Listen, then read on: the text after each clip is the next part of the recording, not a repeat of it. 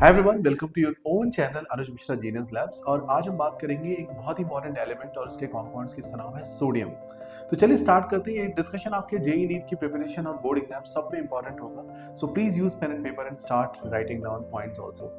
Let's start with this sodium hydroxide. So the first thing is how can we form sodium hydroxide. आप देख सकते हैं सबसे top एक reaction aqueous sodium chloride electrolyse करके आपको बना रहा है sodium hydroxide. Can you see on screen? Now next is with metal it forms NaMO2। यहाँ पे एक बहुत इंपॉर्टेंट ट्रिक है। मेटल की वैलेंसी अगर 3 है तो MO2 माइनस बनेगा। अगर यहाँ पे मेटल की वैलेंसी 2 है यानी कि जिंक जैसे कंपाउंड है तो MO2 2 माइनस बनेगा।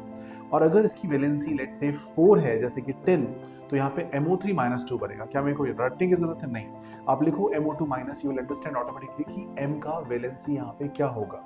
If you write MO2 whole minus, automatically M आप मार्क करोगे 3 ही आएगा। ठीक है। So with boron aluminum it is NaLO2, with zinc it is Na2ZnO2, it's called sodium zincate, and with tin it is sodium stannate, right? कर लेंगे।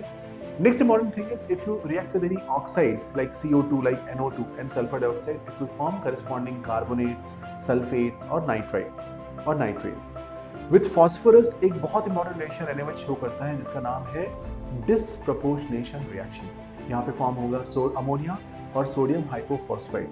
अब ध्यान से ऑब्जर्व करोगे, इस केस में जो रिएक्शन होगी सोडियम हाइपोफॉस्फाइड के फॉर्मेशन में, इसमें P+1 स्टेज में और N आपका जो P है आपका -3 स्टेज में, यानी कि +1 और -3 दो स्टेजेस निकल के आ रही फॉस्फोरस की, राइट। चलिए नेक्स्ट इज हीट करेंगे सल्फर के साथ, it forms Na2H2O3, okay, sodium thiosulphate. Sodium thiosulphate ये वही कंपाउंड है जिसको आयोडीन से रिएक्ट करके हम सोडियम टेट्राथायोनेट बनाते हैं। Remember Na2H4O6 Na, exactly.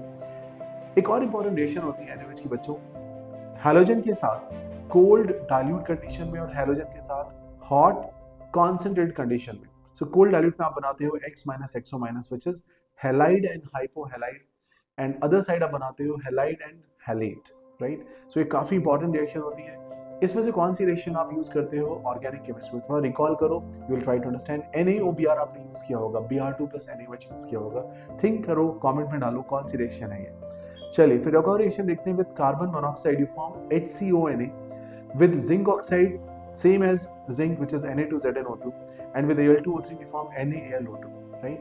तो आई थिंक ये सोडियम हाइड्रोक्साइड की सारी रिएक्शंस आपको समझ में आती है। तो ये स्लाइड यहीं पे खत्म होती है। नेक्स्ट स्लाइड में आप देखिए, आपकी स्क्रीन पे अब नेक्स्ट स्लाइड आ रही होगी जहां पे लिखा है Na2O2, right. What is Na2O2? Sodium peroxide. Now peroxide के पास एक सिंगल बॉन्ड होता है, linear bond with 2 O negatives. अब इसकी खास बात क्या होती है, एक पेरोक्साइड अगर आप लिखोगे, फॉर्मूला इसका लिखते हो पेरोक्साइड का, so will get it is a diabatic nature, right, because हम मॉलिक्यूलर ऑर्बिटल थ्योरी पढ़ चुके हैं। तो वहां पे अगर हम ऑक्सीजन लिखते हैं तो क्या लिखते हैं, π*2px, π*2py, 1 each, and if I put for O2 minus, I'll put 1 extra oxygen, that will give us 0 value of bond order. This will give us unpaired electrons value as 0, right? So now Na2O2 with dilute H2SO4 gives H2O2. With manganese compound, if manganese or chromium compound is given, it will form MnO4 2- and CrO4 2-। तो ये बहुत important trick भी होती है। अगर आपको manganese और chromium compound दिया जाए, साथ में कोई एल्कली डाला जाए, बेस डाला जाए और उसको ऑक्सीडाइजिंग एजेंट के साथ मिक्स किया जाए, तो वहां पे बनने वाला प्रोडक्ट होगा मैग्नेट एंड क्रोमियम। कई बार एग्जाम में क्वेश्चन यहाँ से आ चुके हैं, तो आप इसको बहुत आराम से कर सकते हो। नॉट ओनली Na2O2, कल को ये आपको KMnO4 देता है, KClO3 देता है, KClO4 देता है, NaIO3 देता है, okay, any other compound which is oxidizing agent. अब सब केसेस में एक ही काम करोगे, ऑक्सीडाइजिंग एजेंट गिवन है, बेस गिवन है, Mn और क्रोमियम कंपाउंड गिवन, तो हमेशा क्या बनाओगे, magnet and chromium. Very important trick. With aluminum we form Al2O3 and Na2O. With water we get NaOH plus H2O2. With CrOH whole 4 minus, CrOH minus whole 4 minus, we get CrO4 minus 2. And with calcium hydroxide we get calcium carbonate, right?